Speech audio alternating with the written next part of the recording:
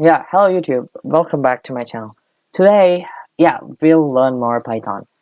So today we'll be learning pretty much from PyCharm. This is the latest version of PyCharm, and I have just changed a few display settings so that it looks better. Okay. So getting back to variables. So let's take print.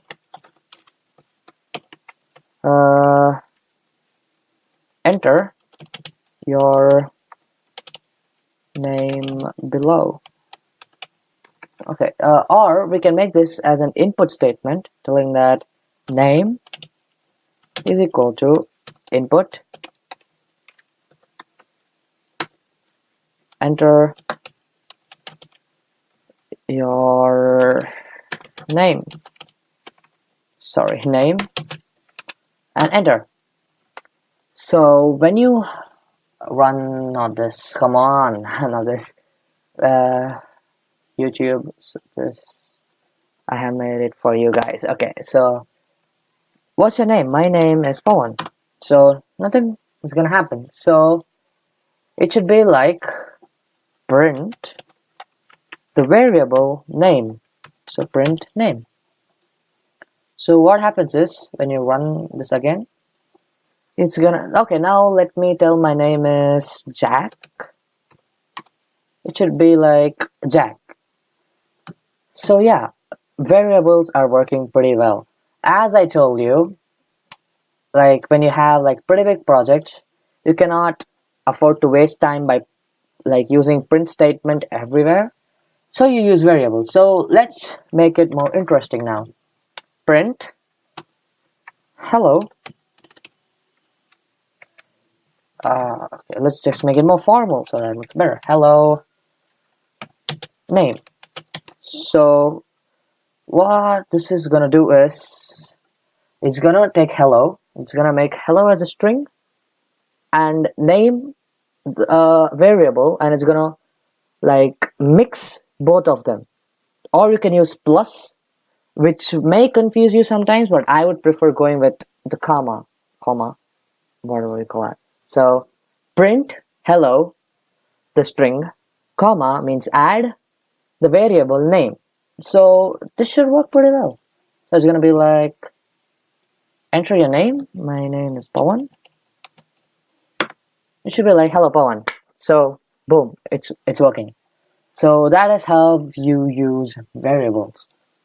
So you can play around with this. You can also, if you want to enter a phone number, PH, you can name it anything in the world, any nonsense, but don't forget to make it an input, as an input. So input, enter phone number. Okay, phone number, and enter. So let's run this once. So it's gonna ask enter a phone number. What if some idiot, types this? And come on, that is nowhere like a phone number, does it? No, it's not. Trust me, it's not a phone number. So you should be adding another function called as int, which means integer. So it's gonna only take integer values. So int input, enter phone number. Okay, now it should work pretty well. So again, enter phone number. So if you type in some nonsense, it's gonna show an error because let's read the error. Value error, invalid internal for int. So what does it mean? Int. For int. That means that it should take integer value and not character value. So let's type in some valid number, like any number, and it's gonna work. So yeah, that's how int works when you want to include it with input. This is pretty much basics of Python. as you advance, you'll be using many more things like def, okay, def, and all those stuff. So you'll also be using switch statements, if, else, for, arrays, loops. So okay, let's jump into if statement. Okay, what is basically if, like in speaking English? So it's gonna be like, okay, take a value. If it is true, print this. Okay, so we are gonna, okay, let's understand this in a way such as a password maker. Okay, not a password maker, a login page kind of thing. Okay, so we are gonna take a variable called as pwd, which stands for password in short form. So pwd is equal to, let's make a password called as, just gonna put some random numbers, not random numbers. Okay, so pwd is equal to 1 2 3 4 5 6 7 8 9 0. So this is actually in a for loop, guys. I'll be teaching you that like a little bit later. So it can be like for I in range of 5. So it's gonna give you 5 chances. That's what it means.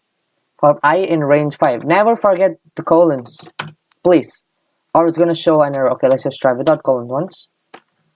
So yeah, if you're in the IDE, a developing environment, it's gonna show colon expected.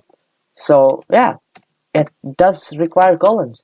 So then we are gonna be like input or pwd or password password is equal to input, enter password. So that should pretty much work. Like you're making a variable called as password and you're asking the user to give it the input. So now we'll just give it a jump statement once. So jump to number 4, like if it's wrong, means it's gonna subtract a value and it's gonna make 5 4 3 2 1 and 0 finally. So password input, like input the password. So now comes the if statement. If password and pwd variables are matching, it should print correct password or welcome, whatever it is. So it's left to you to use these brackets, but I am not comfortable. I'll just be like pwd is equal to. Okay, not just gonna use is equal to or equals. You're gonna use 2 equals sign. If pwd equals password and again colon, enter. Okay, what's the error? Come on, indent. Yeah, okay, indent expected. Yeah, even over here. Okay, if pwd is equal to password, print. Okay, yeah, okay, actually, sorry, print welcome. So it's gonna print welcome if variable pwd and pwd and password are matching. If pwd variable is equals to password variable, print welcome. Okay, that made sense in English. So what if it's correct? And it should, what if it's correct? Yeah, exactly. If it's correct, it should break the loop right here. So we're gonna use another function called as break, and it should break it. It's gonna stop the loop, telling that okay, the password is correct, enough. No need to continue asking the user to enter the password. So next comes the else statement. Else print incorrect password.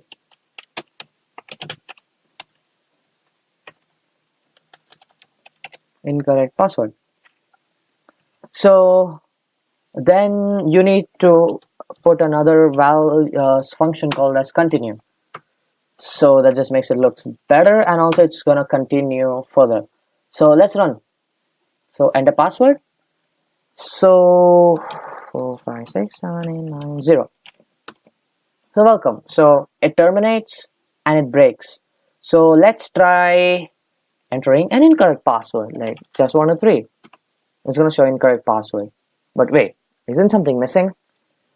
It is showing incorrect password, but it's not showing the number of trials left. So let's go back here, and again you're gonna use the I and J. I is the name of the for loop, and J is the jump statement, which always is J. So you're gonna be like J minus I, and that should work pretty well. So let's run this. Enter password. Password is 1 2 3. Okay, this is incorrect password, and 4. Okay, that's working. Again, 3 2 1. Okay, yeah, that is working well, but you need to have a valid string for that. Incorrect password, trials left. Maybe that makes sense now. So you're gonna have enter password, which is 1 2 3 4 5 6.